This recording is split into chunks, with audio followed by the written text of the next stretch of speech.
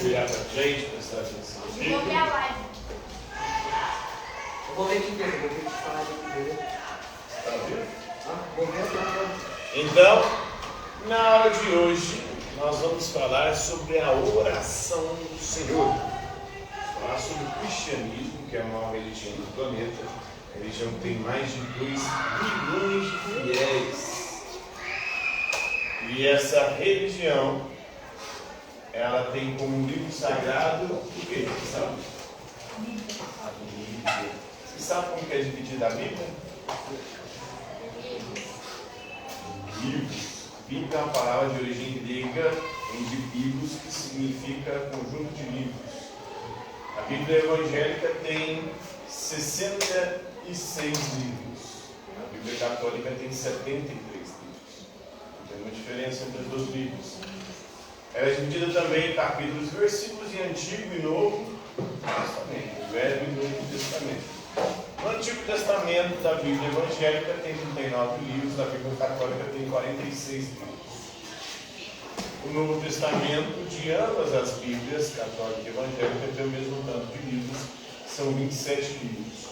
O Novo Testamento é dividido em 4 evangelhos: o Evangelho de Mateus, de Marcos, Lucas e João. Tem os Atos dos Apóstolos.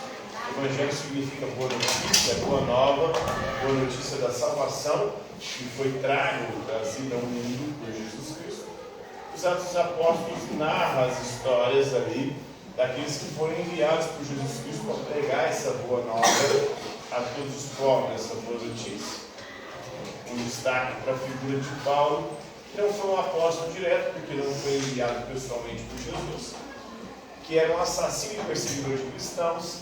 E numa dessas perseguições ele cai do cavalo.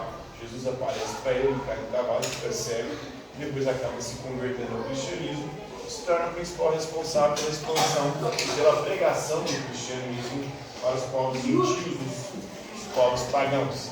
Então o cristianismo se restringia à comunidade judaica, e em torno da comunidade judaica tem uma pregação dos apóstolos. Com Paulo, ela vai se expandir para outros rincões, para outras comunidades, para outras realidades, para além do mundo hebreu ou mundo judaico. E aí nós temos as cartas paulinas. Paulo é o maior escritor do Novo Testamento. São 13 ou 14 cartas ao céu. As cartas apostólicas. E a Bíblia fecha com qual livro, vocês sabem? Sabe qual é o primeiro e último livro da Bíblia? Gênesis. Gênesis significa as origens, que narra desde a criação até quando o povo de Deus vai para o Egito, com José do Egito. Depois temos o livro do Êxodo, que narra, Êxodo significa saída, ou seja, saída a libertação do povo da escravidão no Egito, graças à ação de Moisés. E termina com Apocalipse. Apocalipse significa revelação. Revelação, uma revelação que supostamente Deus teria apresentado essa revelação para o apóstolo João. Há controvérsia se foi João ou não que escreveu o livro do Apocalipse. Ele estava na ilha de Patmos, ele foi arrebatado, e sim ele viu ou teve a revelação. Uma revelação que muita gente acredita ser a revelação do fim do mundo. Mas também há controvérsia sobre isso. A interpretação mais genuína, mais presente e que tem maior aceitação dentro da ciência bíblica é de que era uma revelação sobre o mundo daquele momento. Inclusive, a Babilônia ali, a besta, era o Império Romano e o Imperador Romano. Hoje nós vamos falar do Evangelho de Mateus, no capítulo 6, do versículo 9 ao versículo 13, da oração do Senhor, Jesus ensinando os seus discípulos a orar. Qual foi a oração que Jesus ensinou para os seus discípulos? Pai Nosso. Como é que é o Pai Nosso, vocês sabem? Pai Nosso que estás nos céus, santificado seja o vosso nome, venha a nós o vosso reino, seja feita a vossa vontade, assim na terra como nos céus. O pão nosso de cada dia nos dai hoje, perdoai-nos as nossas ofensas, assim como nós perdoamos aqueles que nos ofendido. E não nos deixeis cair em tentação, mas livrai-nos do mal. Amém.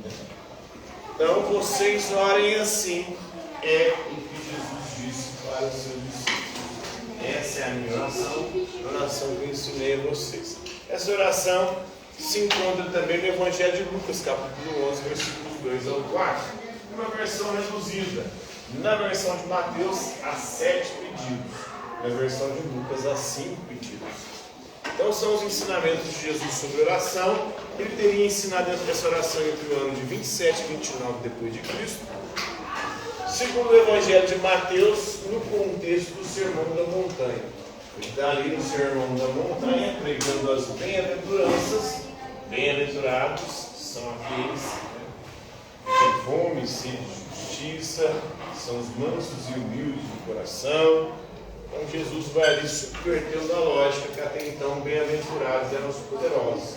Agora ele vai dizer que bem-aventurados são os fracos, os pobres, os marginalizados, os pecadores. Esses são os preferidos de Deus. No Sermão da Montanha, e ali nesse contexto ele também ensina a oração.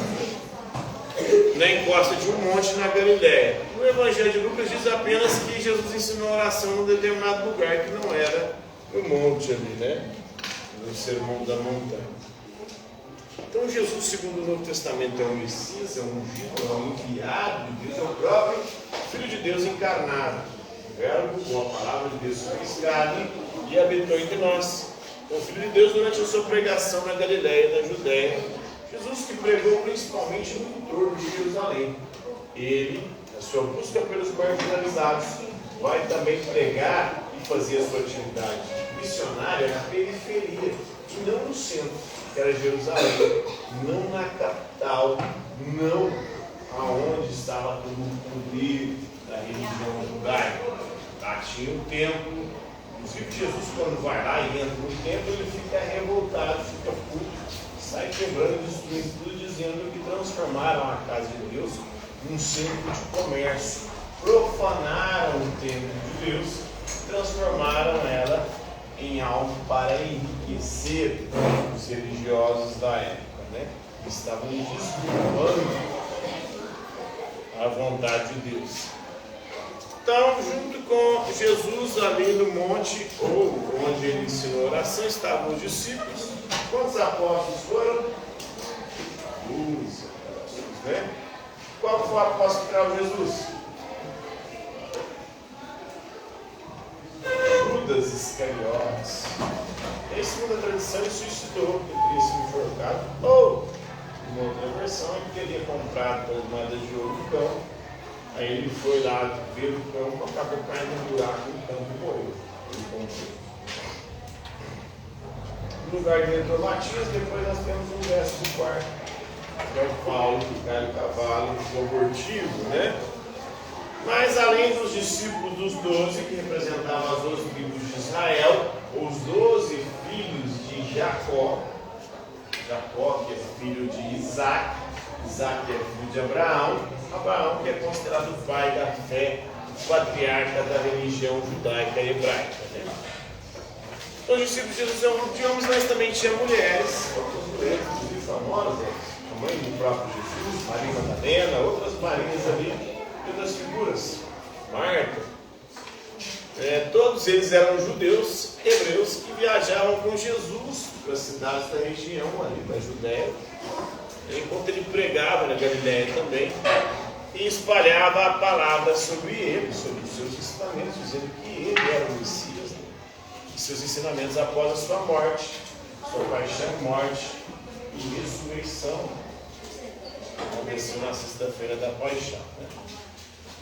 Então Jesus ensina os discípulos a aprenderem a orar.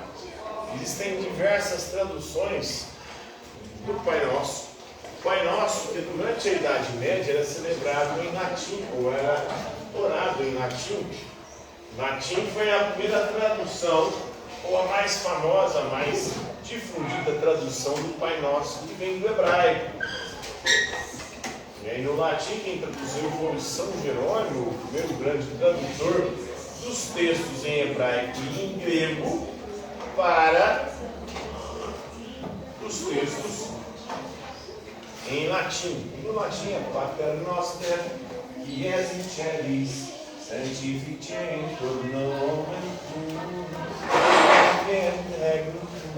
então, essa oração do Pai Nosso em latim é mais difundida na Idade Média. Com a Reforma Protestante, essa oração foi traduzida para todas as línguas vernáculas, mas até então, as mais famosas é a versão hebraica, a grega e a do latim. Depois se difunde para outros idiomas. Tem da igreja copta também. O egípcio, mas ali eles usavam também a língua copta, o grego koiní.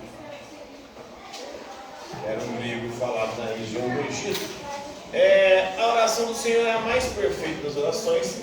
Ela nos ensina não só a pedir coisas, mas em que ordem podemos desejá-las. Não é só pedidos, né? Começa com uma saudação, Pai Nosso, chamamos Deus de Pai.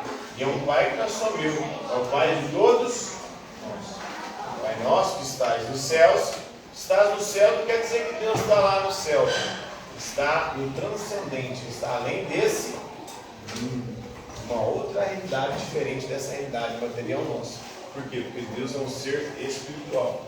O Pai Nosso que estás no céu, santificado seja o vosso nome. Seja você está santificado no nome de Deus. Venha a nós o vosso reino. Então é para vir a nós o reino de Deus, não o nosso reino. Seja feita a vossa vontade, a vontade de Deus, e não há assim na terra como no céu. Então é para ser feita a vontade de Deus aqui na terra, como ela é feita lá no céu. O pão nosso de cada dia nos dai hoje, a gente pede o alimento. Para nós do céu, a gente participa nós também, nós docentes, seja feita a vossa vontade, assim na terra como no céu. O pão nosso de cada dia nos dai hoje, perdoai as nossas ofensas. Nós cometemos ofensas, pecados diariamente, então Deus tem que perdoar os nossos pecados, os nossos erros, as nossas faltas, perdoar as nossas ofensas, assim como nós perdoamos a quem nos tem ofendido.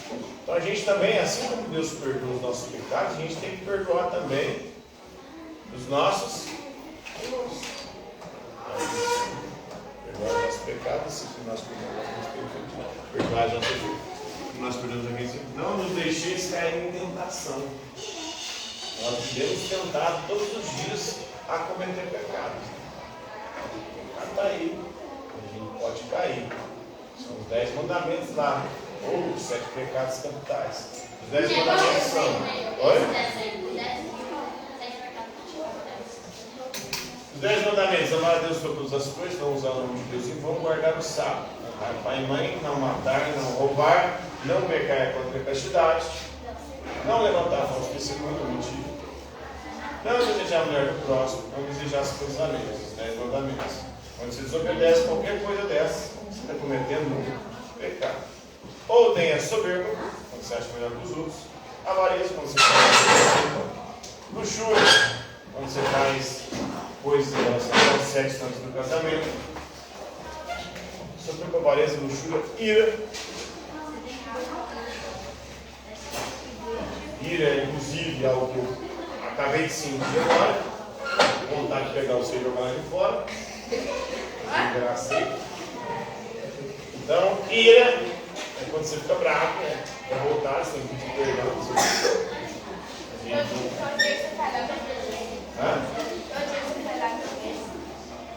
Ira, soberba, avareza, luxúria, ira, pula.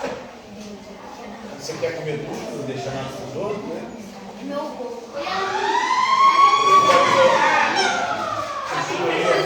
Inveja, quando você quer as coisas dos outros, você quer que os outros invejam, você não quer dinheiro. E preguiça. Preguiça é o que vocês mais têm, né? Preguiça, os alunos morrem de preguiça. Então são 7 pedidos da oração do Pai Nosso, né? Essa oração do Senhor era o ritual diário das famílias cristãs antigamente. Hoje as famílias se dizem cristãs e não rezam mais, elas nunca. Tem diminuído aí. mas é a oração mais difundida aí no mundo, porque o cristianismo é a maior religião do planeta.